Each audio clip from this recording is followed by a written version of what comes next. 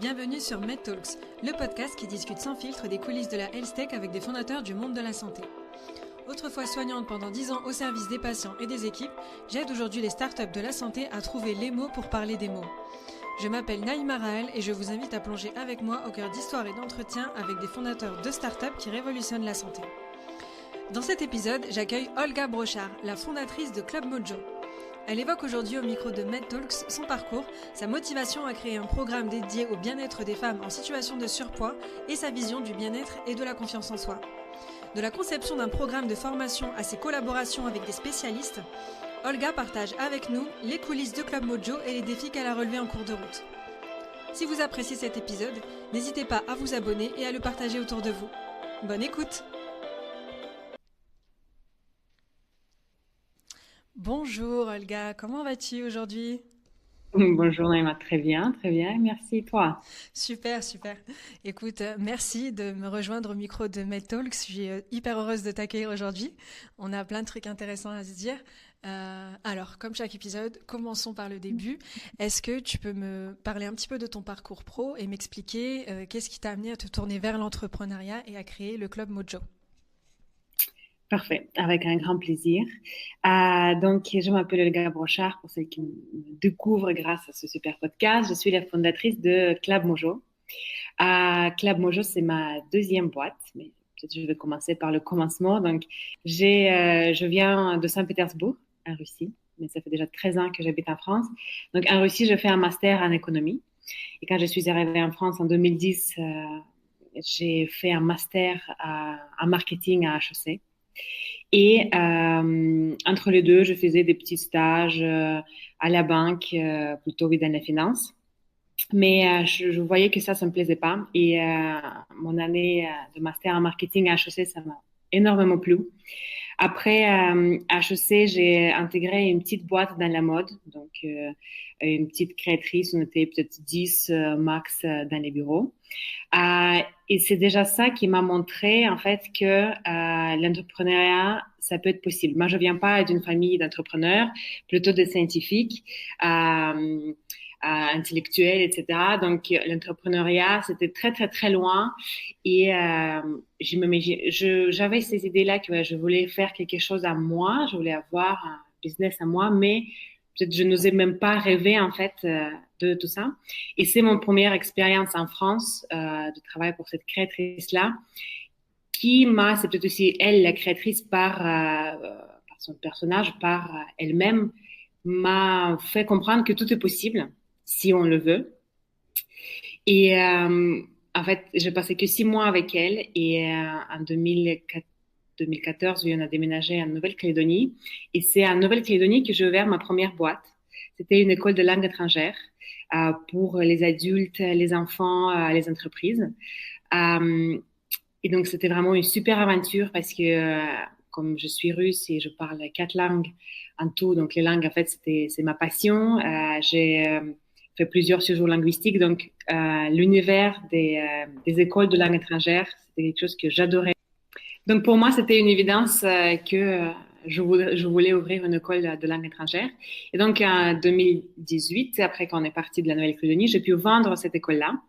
Et donc, arrivé à Paris à nouveau, je me dis, OK, qu'est-ce que tu fais maintenant? Et je me suis dit que j'avais envie quand même de me relancer dans cette aventure entrepreneuriale. Et je me suis posé la question, en fait, OK, ça, c'était les langues étrangères, c'était une partie de ta vie, mais maintenant, qu'est-ce qui fait partie de ta vie? Et en fait, depuis très longtemps, j'avais une relation compliquée avec la nourriture, avec mon corps. Je voyais que autour de moi, pareil, les femmes, on se prenait trop la tête sur le poids, ce qu'on peut pas manger, ce qu'on peut manger. En fait, j'avais l'impression que bon, mon but et le but des femmes autour de moi, c'était de perdre du poids.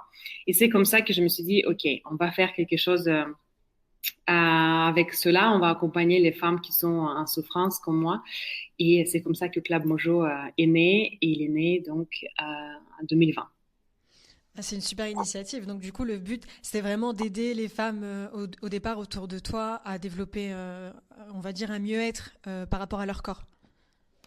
Donc au début, on a commencé déjà à faire les premiers programmes pour mieux comprendre les besoins des femmes. Et en fait, on a découvert qu'il y a énormément de femmes qui souffrent de troubles de comportement alimentaire. Donc, elles ont une relation compliquée avec la nourriture. Donc, j'ai vu une dernière recherche qui montrait que 44% de Françaises déclarent avoir une relation compliquée avec la nourriture. Et donc, on a découvert qu'il y a énormément de femmes qui souffrent de troubles de comportement alimentaire, pas forcément l'anorexie ou la boulimie, qui sont les plus connues, mais les moins connues, mais très répandues, comme l'hyperphagie, la dysmorphophobie, l'orthorexie. Et donc, surtout, il y avait énormément de femmes qui souffraient de l'hyperphagie et qui étaient toutes seules parce que le corps médical leur disait, bah, mangez moins, bougez plus. Et ils n'étaient pas pris au sérieux parce que c'est pas très grave, ok? Donc, pour celles qui ne connaissent pas l'hyperphagie, c'est quand on mange une grande quantité de la nourriture très, très, très rapidement jusqu'à avoir mal au ventre. Et après, on a honte, on culpabilise et c'est pour ça qu'on prend le poids et la différence avec la boulimie, qu'il n'y a pas de comportement compensatoire. Ça veut dire qu'on ne se fait pas vomir ou on ne fait pas du sport à l'outrance. Et c'est comme ça qu'on s'est dit que ouais, il y a ces personnes-là qui sont en souffrance, qui sont très isolées, qui sont sans solution. Donc, on va accompagner ces femmes-là pour améliorer leur bien-être, mais aussi leur santé physique et mentale. Quand tu t'es lancé, comment tu as fait pour passer de l'idée au projet? Est-ce que tu as pris le temps de parler à beaucoup de femmes pour vraiment valider ton offre et être sûr qu'il y avait un marché, ou bien tu t'es vraiment basé sur ton idée? Bonne question. Donc, moi, je suis très test and learn. J'attends jamais. Donc, en fait, voilà, je dis, j'apprends en faisant. Et c'est, moi, je crois fortement que c'est en faisant qu'on avance, en faisant les erreurs. Donc, moi, j'avais l'impression de me lancer dans quelque chose que moi, je connaissais très bien parce que c'est effectivement aussi ce que j'ai vécu, cette relation très, très compliquée avec la nourriture. Et c'est en faisant les premiers programmes qu'on a commencé. Les premiers programmes, ils étaient plutôt vers le bien-être, vers la perte de poids, orientés vers la perte de poids. Et c'est après peut-être 3 programmes, on a beaucoup mieux compris le besoin, le profil des personnes. Donc, tout le monde parle de la persona. Donc, voilà, c'est comme ça c'est en faisant les premiers programmes qu'on a pu mieux comprendre les besoins et les attentes de notre cible. Moi, la question que je me pose quand je t'écoute parler, c'est que, tu vois, c'est vrai qu'autour de ces thématiques, il existe déjà plusieurs programmes ou formations sur le marché. Toi, à ton avis, ça a été quoi quand tu t'es construit ton élément différenciant? Donc, malheureusement, nous, Club Mojo évolue sur le marché des régimes. Donc, le marché avec les gros acteurs comme les Weight Watchers, les Comme J'aime, je fais de la pub gratuite un peu. La différence, c'est que dans énormément de cas, disons 95% des cas, les personnes qui font des régimes vont reprendre le poids perdu et même plus dans les années qui viennent. Et quand je dis régime, en fait, j'inclus les rééquilibrages alimentaires, le jeûne intermittent. Si vous contrôlez votre alimentation, si vous vous posez la question, OK, qu'est-ce que je peux manger pour ne pas prendre du poids ou pour en perdre, si vous intellectualisez vos prises alimentaires dans le but de la perte du poids, ça veut dire que c'est un régime. Donc, nous ne sommes pas un régime. Nous proposons un travail pluridisciplinaire sur les vraies raisons des problèmes du poids. Pourquoi est-ce que la personne a pris du poids? Quel était le déclencheur? Pourquoi est-ce que la personne a fait des crises d'hyperphagie? Quelle est la vraie raison? Et qu'est-ce qu'on peut changer? Qu'est-ce que la personne peut changer en profondeur pour apaiser sa relation avec la nourriture? Et donc, la perte de poids peut suivre si la personne n'est pas encore à son poids fort. Donc, ça veut dire qu'à Club Mojo, vous partez du principe que la prise de poids, c'est une conséquence et c'est pas la cause du problème, en fait. C'est vraiment une conséquence. Exactement, exactement. Donc, je fais souvent cet exemple-là. C'est comme traiter le problème du poids par les régimes, c'est en fait s'attaquer aux symptômes. Le poids, c'est un symptôme. C'est comme quand on a mal au dos, c'est comprendre de les prendre quand on a mal au dos. En fait, si on change pas notre routine sportive, notre activité physique, le matelas, etc., si on arrête de les prendre, ben, on va avoir un nouveau mal au dos. C'est pareil avec les régimes. Si tu fais un régime, ok, tu commences à perdre du poids, ben, tu arrêtes le régime, le poids va revenir. Et du coup, quand tu t'es lancé avec cette philosophie, ça a été quoi les premiers retours utilisatrices? Euh, Très bonne question, parce que malheureusement, quand on vit dans la culture des régimes, la culture de l'apparence, de la minceur, donc la femme doit faire tout pour perdre du poids et la minceur est très valorisée. Euh, on a quand même énormément de femmes qui viennent nous voir, elles cherchent à perdre du poids.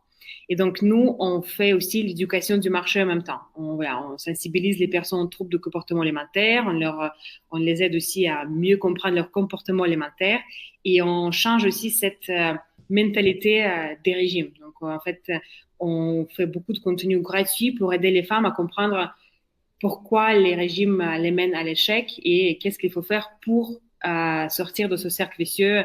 Je me prive, je me goinfre, je me prive, je me prive, je me goinfre. Et donc, les premières femmes qui ont fait le programme, on voyait qu'elles avaient peur de nous faire confiance. Et c'est au fur et à mesure des ateliers, parce que tout le programme, c'est un live, même si c'est à distance, mais c'est toujours un live. Au fur et à mesure des ateliers, de soutien de nos coachs dans le chat, elles se détendaient, ils nous faisaient confiance. Et en fait, plus vous faites confiance à notre méthode, au travail que vous faites sur vous pendant les programmes de Club Mojo, bah, plus rapidement vous allez avancer. Donc les premiers retours, c'est quelque chose de nouveau. Donc je voyais que les femmes elles étaient sceptiques. Mais voilà, moi je répétais toujours, faites-nous confiance. Tu vas voir où ça va te mener. Mais c'est très compliqué d'aller contre le mouvement général qui est faire un régime, contrôler sa nourriture plutôt que faire un travail sur soi. Quand je t'écoute parler, je me dis que tu vois, dans le business, on dit souvent que c'est plus difficile de passer de 0 à 1 client que de 1 client à 10 clients. Est-ce que tu penses que c'est comme ça partout ou est-ce que tu penses que vraiment c'est parce que vous étiez dans le rapport au corps et que du coup, comme c'est quelque chose d'un peu intime, c'était plus difficile de convaincre les utilisatrices? Euh, c'est effectivement un sujet très intime. Donc, par exemple, bouche à l'oreille, c'est très compliqué pour nous. Donc, on a en fait 100% des femmes qui suivent les ateliers améliorent leur rapport à la nourriture. On a un questionnaire scientifique qui on fait remplir au début et à la fin du programme. Et donc, 100% des femmes qui suivent nos programmes améliorent leur rapport à l'alimentation. Malgré le succès des femmes qui font nos programmes, euh, elles n'en parlent pas autour d'elles parce que c'est un sujet un peu tabou. Tu vois, effectivement, tu vas parler à quelqu'un, oui, je dois perdre du poids, oui, voilà, je fais un régime, mais tu vas pas parler de tes troubles de comportement alimentaire. Donc, je sais que dans nos programmes, les femmes qui intègrent les programmes, elles disent, je pense 90% des femmes disent, c'est la première fois que j'en parle à quelqu'un ouvertement et je me sens comprise, pas jugée, etc. Donc, effectivement, les premiers retours, on a quand même, on récolte beaucoup de témoignages. On a des femmes, je les remercie toujours, qui nous laissent partager leurs témoignages vidéo parce que ça, effectivement, ça aide énormément à gagner en confiance vis-à-vis de nos clientes. Donc, effectivement, le premier enjeu pour Club Mojo, c'était de lancer les premiers programmes pour avoir les premiers retours positifs. Et, euh, et c'est grâce aussi, effectivement, à Social Proof qu'on a commencé à avoir de plus en plus de clientes. Mais je pense que dans la santé mentale, c'est particulièrement difficile parce que c'est des sujets un peu tabous, mais c'est quand même vrai pour beaucoup de business. Oui, je vois ce que tu veux dire. Et justement, quand on parle de difficultés, j'allais y venir. Si on revient un peu à la création de Club Mojo, il y a une question que je pose souvent. Je me demandais c'était quoi les plus grands défis que tu as rencontrés au départ, que ce soit au niveau technique ou le fait de t'entourer des bons spécialistes, des bons coachs, des bons thérapeutes. Qu'est-ce qui t'a marqué dans la construction du Club Mojo? Bonne question. Déjà, quand je commençais à lancer Club Mojo, qui s'appelait au début, les premières semaines, les premiers mois, c'était pas Club Mojo. Donc, je cherchais une diététicienne euh, pour, euh, pour m'aider à construire les programmes.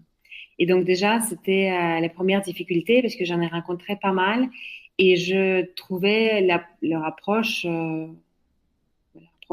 c'était plutôt, on va calculer des calories, on va faire des menus, on va suivre les personnes. Mais moi, comme j'ai vécu pendant 15 ans au régime, à faire du sport pour perdre du poids, à faire tous les régimes, à avoir les suivis des diététiciennes, etc. Je savais que ça ne marche pas. Et c'est comme ça que j'ai rencontré mon associée Flore. Donc, c'est une diététicienne comportementaliste. Donc, c'est une diététicienne qui va jamais vous dire ce que vous pouvez ou vous ne pouvez pas manger. Mais elle utilise une approche psychologique. Donc, elle va vraiment travailler sur le rapport à l'alimentation. Donc, ça, c'était la première difficulté, c'est de trouver les bons professionnels. Donc, parce que maintenant, dans notre équipe qui accompagne les femmes, il y a les coachs de vie, les psychologues, les sexologues, les sexothérapeutes, les sophrologues, les conseillères en images. Donc, trouver les bons professionnels qui sont disponibles, ça, c'est compliqué. Et c'est toujours notre challenge, c'est de changer la mentalité, voilà, d'aider les femmes à passer de cette pensée, voilà, je dois me restreindre pour perdre du poids, je dois travailler sur mon rapport à l'alimentation, à mon comportement alimentaire, et je dois faire un travail sur moi pour aller mieux, et la perte de poids peut suivre. Et aussi d'aider les femmes à passer parce que les femmes pensent qu'une fois 10, 3, 30, 50 kilos perdus, leur vie sera remplie du bonheur, de l'épanouissement, et voilà, tout va aller bien. Et en fait, c'est pas vrai. Parce que même si vous perdez du poids, vous allez avoir les mêmes problèmes intérieurs qui vont vous travailler, et la minceur n'égale pas le bonheur. C'est intéressant parce que on sent que c'est des mécanismes de pensée que tu connais bien, que ça vient vraiment de ton vécu. Donc du coup, en t'écoutant parler, je me demandais, quand tu construis des programmes d'accompagnement ou de formation pour les dames que tu accompagnes, comment tu fais pour qu'ils soient à la fois riches en informations, qu'ils soient engageants? Parce qu'on connaît plein de contextes où les personnes commencent les formations et ne les terminent pas. Donc c'est quoi tes astuces pour avoir des programmes solides? Donc effectivement, je construis Clamojo en basant sur l'expertise des personnes qui accompagnent les femmes, mais aussi sur mon vécu. Donc j'ai testé comme toutes nos clientes des dizaines de régimes, des dizaines d'accompagnements en ligne, les programmes préenregistrés, les programmes sportifs, etc. Donc je sais qu'effectivement quand on se lance dans un truc, parfois, on ne le commence même pas. Et très, très, très souvent, je pense que c'est 80% des personnes ne finissent pas les formations qu'ils achètent. Donc déjà, pour moi, c'était le critère principal, c'était de ne pas faire des programmes préenregistrés ou des programmes, oui, avec l'intelligence artificielle. Donc, parce que pour les personnes qui souffrent de troubles de comportement alimentaire, elles sont déjà toutes seules. Et un des critères pour la réussite, pour aider la femme à aller mieux, c'est de la sortir de cette solitude. Donc, c'est l'entourage et l'accompagnement. Donc, pour que les personnes commencent la formation et le finissent, en fait, on a fait en sorte que tous les ateliers sont en live. Donc, notre programme phare, Mojo Best, qui travaille sur la relation avec l'alimentation, c'est 13 semaines. Donc, 13 ateliers en live, un atelier par semaine pour garder le rythme, pour que la personne ne se sente pas un peu dans le vide. Tout est en live, mais quand même enregistré en replay. Les replays sont disponibles à vie. Et en plus, les coachs, les diététiciennes, donc tous les professionnels qui accompagnent les femmes peuvent être contactés à n'importe quel moment dans le chat de groupe. Donc, on a mis aussi, donc tous les programmes sont en groupe, et cette dynamique du groupe permet aussi de faire en sorte que le programme soit suivi jusqu'à la fin. Parce que de un, on se sent un peu, voilà, on est avec les autres, donc on fait pareil. Et de deux, on est plus seul. Donc, en fait, on a envie de venir aux ateliers, de prendre de nouvelles défis. Et aussi, comme on partage quand même des sujets assez intimes, ça construit quand même une relation. Et je sais que même si les filles viennent d'un peu de partout dans le monde, hein, maintenant, parce que les programmes sont en français, mais on a des personnes qui habitent un peu partout dans le monde. Après, les personnes se rencontrent, ils font des apéros sans nous. Voilà. Donc, on arrive vraiment à créer des vraies relations entre les femmes. Ce sont vraiment des petites familles. Et ça joue énormément dans la guérison.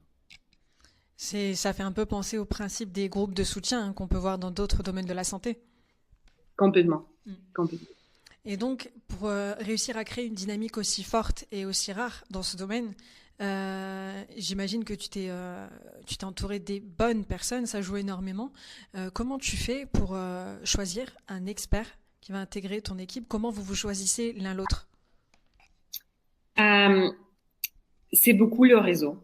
Donc, Flore, je l'ai trouvée grâce à une annonce passée à l'Association des diététiciens en France. Donc, Flore, mon associée, elle est en fait ingénieure de mine de Paris, reconvertie en diététique. Donc, elle a aussi tout le volet organisation, administration. Voilà, c'est elle qui gère le contenu des programmes, mais aussi leur organisation. Et après, c'est le réseau. Donc déjà, toutes les diététiciennes qui travaillent chez Club Mojo, ce sont des diététiciennes comportementalistes. Et ils sont formés par une association qui s'appelle le GROS. Le GROS, c'est le groupe de réflexion sur l'obésité et le surpoids. Donc, c'est une association qui propose des formations pour les diététiciennes, pour les former à cette approche psychocomportementale de la diététique. Donc, je conseille à tout le monde de faire cette formation-là. Donc, toutes les diététiciens sont formés par le gros et si on a plusieurs programmes en même temps, donc c'est Flore qui anime son réseau, active son réseau pour trouver des personnes qui peuvent nous aider. Les coachs de vie, donc la coach de vie qui travaille avec nous depuis 3 ans, Émeline Lorrain-Cortez, qui est une grande professionnelle, qui a beaucoup d'expérience de travail en mode professionnel et aussi comme coach de vie avec les personnes individuelles. Je l'ai connue par un réseau business, donc c'est aussi beaucoup le feeling qui a bien passé. Elle nous a aussi présenté aux autres collègues à elle aussi les coachs de vie. Et après, les thérapeutes, c'est le réseau. C'est le réseau. Bien sûr l'expérience qui compte parce que c'est pas facile de trouver les personnes qui sont spécialisées en troubles de comportement alimentaire. L'expérience et aussi oui le feeling si ça passe ou pas. Super. Je me posais une autre question par rapport au Club Mojo. Donc toi, tu parlais de la dynamique que vous avez créée tous ensemble. Mais maintenant, je me demandais, par rapport à cette dynamique, j'imagine qu'au quotidien, vous avez des retours d'utilisatrices qui vous disent ce qu'elles ont aimé, ce qu'elles ont peut-être moins apprécié dans le programme.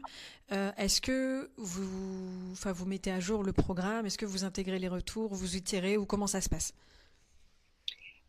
Oui, donc c'est super important pour nous de mettre le programme à jour tout le temps. En fait, ça change, ça s'améliore tout le temps.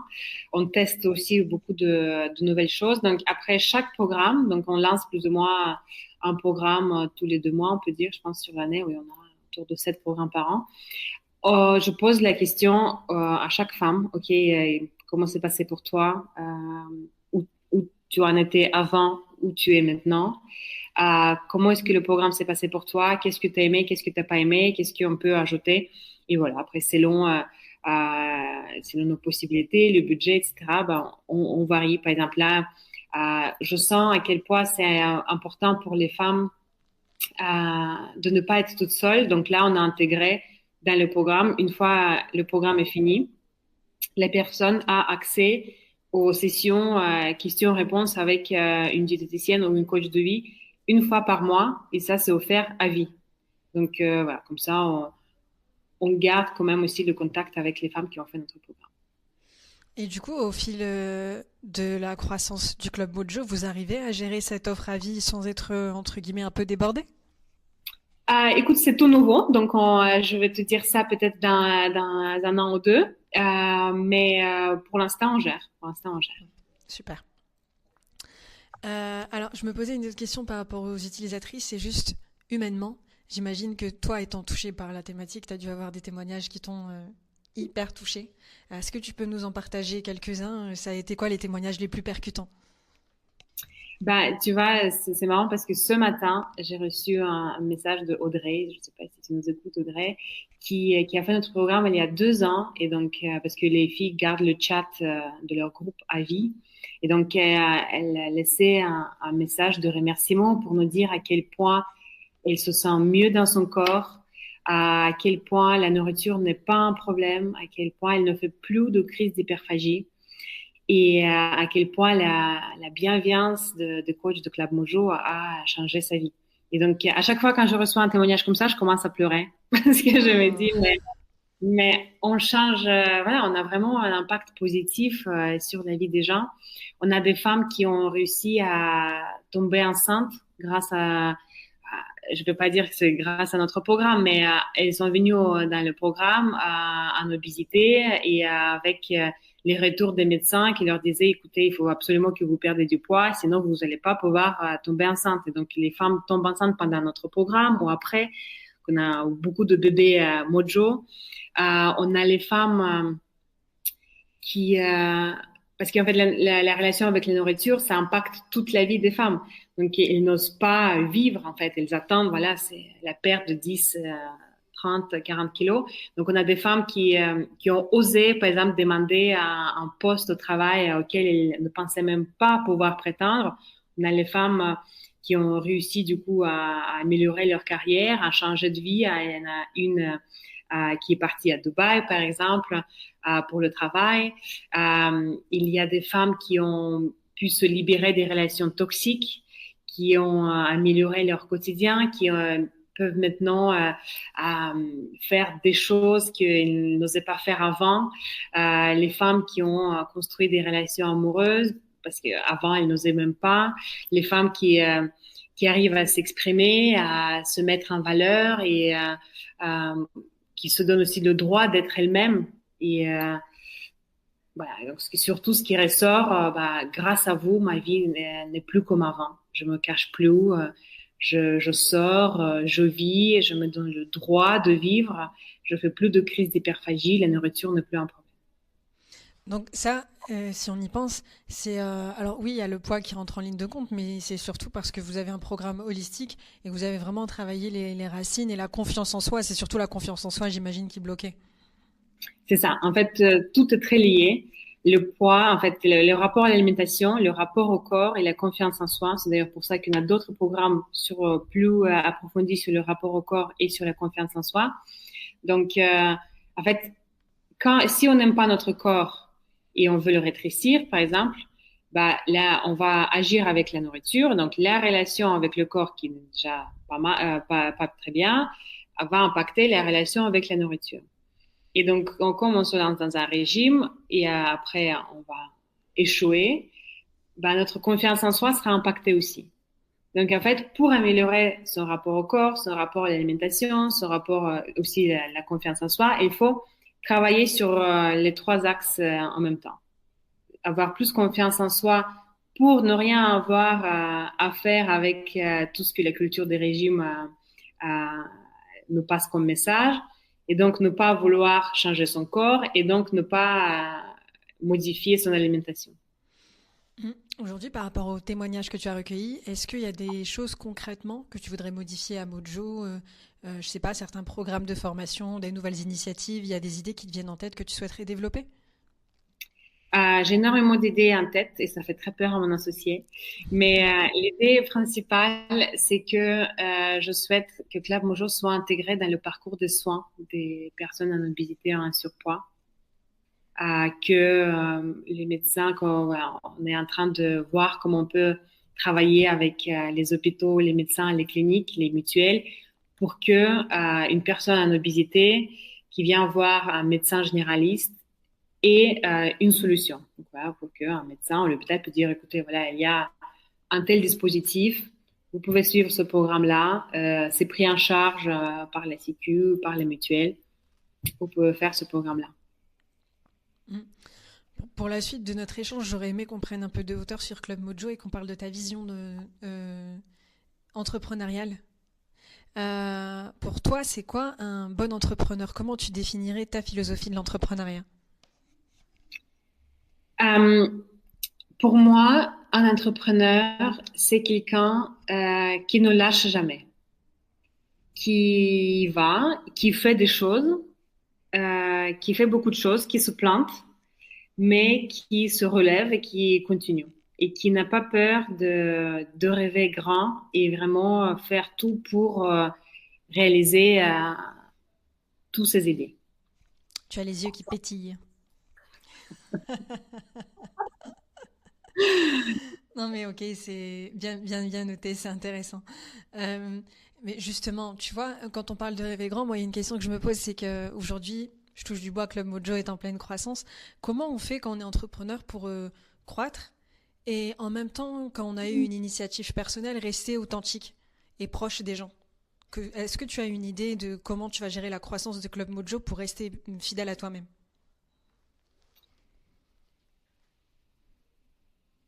Bonne question. Je peux pas dire que moi, personnellement, je suis pour l'hypercroissance. D'accord. Donc, moi, c'est pour ça que Club Mojo se développe. Je pense que par rapport à la vision de la Startup Nation, Club Mojo se développe doucement. Mais c'est voulu.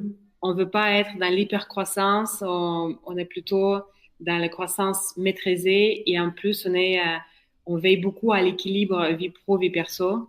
Et notre but, bien sûr, l'argent, c'est important dans le business, mais on n'est pas drivé par l'argent, mais plutôt par le nombre de femmes qu'on peut aider.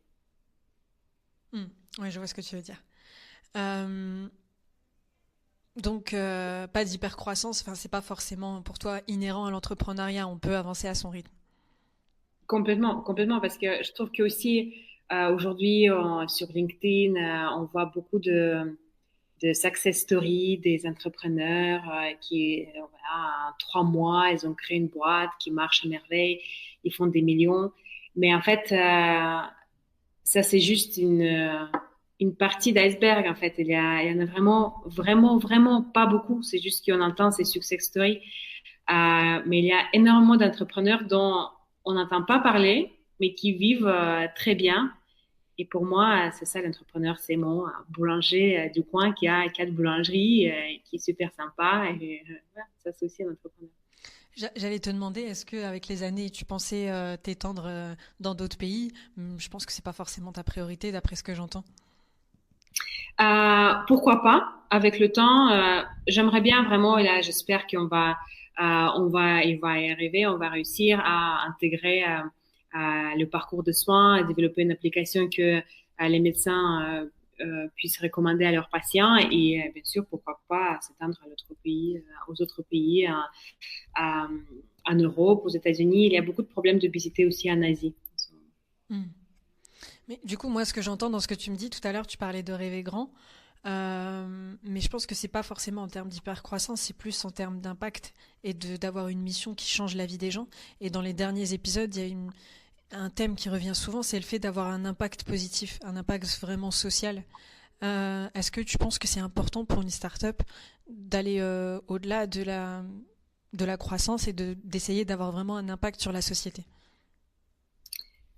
Oui, je trouve que c'est vraiment très important et je crois que si la personne est drivée que par l'argent, c'est quand même compliqué de développer le business parce qu'au bout d'un moment, on comprend que l'argent ne fait pas tout et l'impact, c'est très important. Donc, par exemple, pour Club Mojo, c'est l'impact sur la santé des gens, la santé mentale, mais la santé aussi physique parce que l'obésité et le surpoids est la cause de beaucoup de problèmes de santé, mais aussi on a un impact financier sur le système de santé parce que l'obésité coûte énormément à la Sécu et aux mutuelles.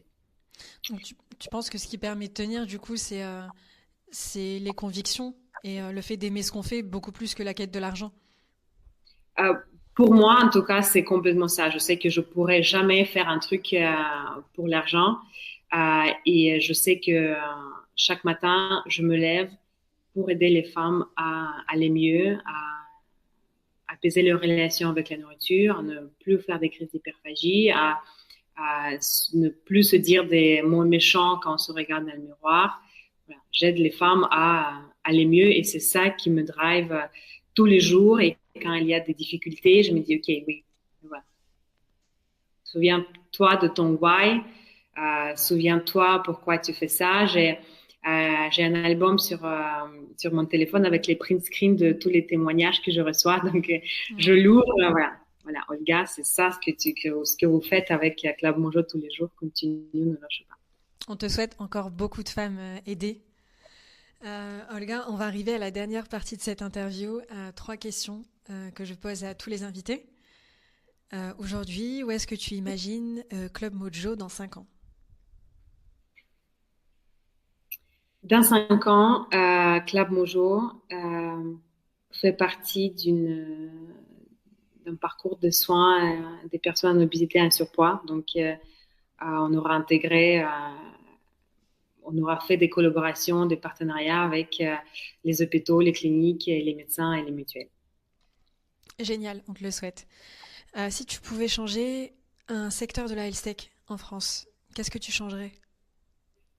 Un élément, pardon, un élément de la health tech en France. Euh, J'aimerais bien faire en sorte que les médecins soient plus ouverts à l'innovation. Tu penses qu'il y a un frein à ce niveau-là? Moi, je discute de temps en temps là, en ce moment avec les médecins pour vraiment comprendre leurs besoins par rapport aux personnes en obésité et en surpoids. Et il y a énormément de médecins qui sont débordés, qui n'ont même pas le temps en fait de découvrir de nouvelles technologies, d'aller au congrès, de s'informer. Euh, donc oui, je pense qu'il y a énormément de choses à faire, euh, mais il faut que ça soit bien accueilli par le corps médical. Est-ce que tu imagines des choses à faire pour que les solutions digitales soient mieux accueillies à l'hôpital? Est-ce que tu as des idées à creuser? C'est surtout l'information, la sensibilisation, oui, faire des événements, faire des congrès. Je ne sais pas si c'est le travail de Club Mojo, mais nous, on prévoit aussi former les médecins à l'approche psychocomportementale de la diététique. Génial. Olga, dernière question de cette interview. Qu'est-ce que tu conseillerais à un entrepreneur qui se lance dans le domaine de la santé?